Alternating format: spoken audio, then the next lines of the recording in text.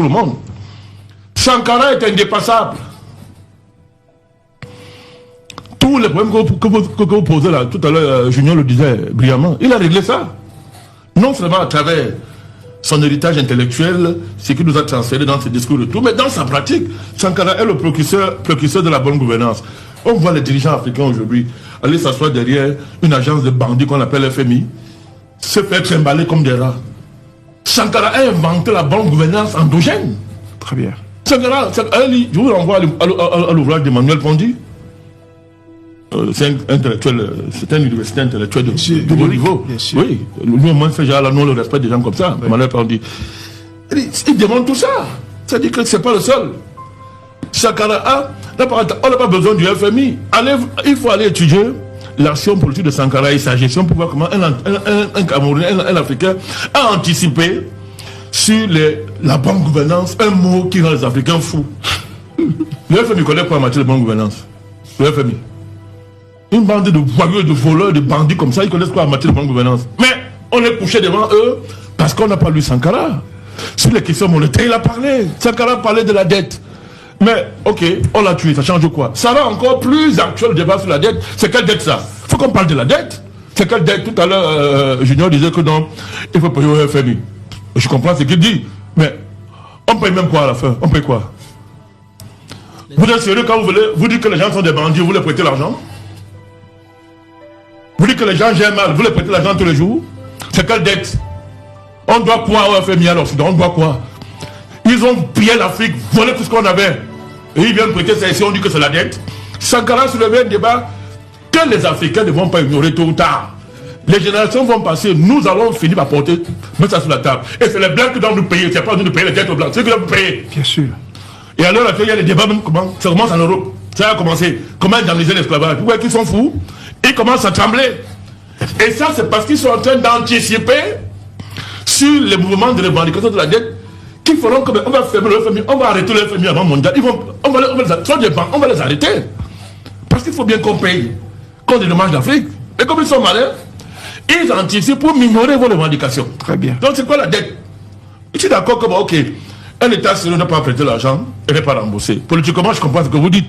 Mais sur le plan historique, sur le plan de la vérité, on parle de quelle dette? Qui doit payer l'autre?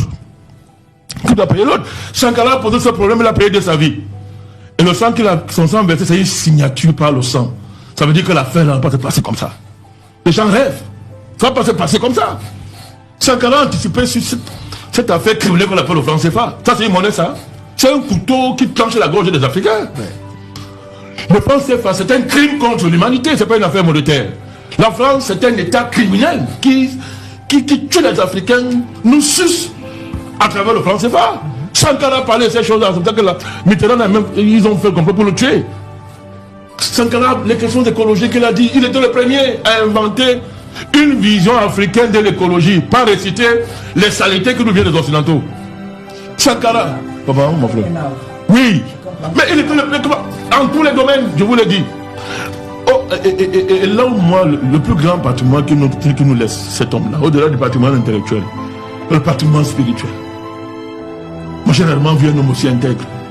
Dans ses relations humaines, dans son rapport, l'intégrité, la morale, la hauteur. Sankara. L'incarnation du pouvoir.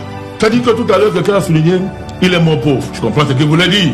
Oui, dit mais matériellement. Sankara, entre un milliardaire africain et Sankara, qui est riche que l'autre? Il n'y a pas photo. Il n'y a pas photo. Vous croyez que quelqu'un africain va célébrer Dangote après sa mort? Non, j'étais bien compris, Emile, je répondis dessus. Vous croyez que quel Africain prend un milliardaire après sa mort pour référence? Mais les Africains vivent au nom des héros, les Umwobe, les Wandje, qui ont fait le plus grand travail qu'on doit faire sur la terre, le plus grand travail. Les Sankara, un milliardaire cherche l'argent pour lui-même et sa famille. Les milliardaires, c'est ce qu'ils font. C'est bien, mais c'est pas grand, c'est pas historique. Voilà pourquoi vous ne voulez pas les Africains. Quelqu'un s'est levé, célébrer un milliardaire, le prendre pour revanche. Sankara dépassait les biens matériels. Il avait l'incarnation de haute valeur spirituelle les plus élevées, l'amenait à mépriser les petites choses comme chercher l'argent, les gains. C'est pour ça qu'il est universel. Oh, mais quand on parle de ces gars, nous on vibre, monsieur. On vibre quand nous parlons de Sankara. C'est le plus grand. Aucun leader politique africain là. Tout ça là. Personne ne le vaut. Ils sont même pas à sa cheville.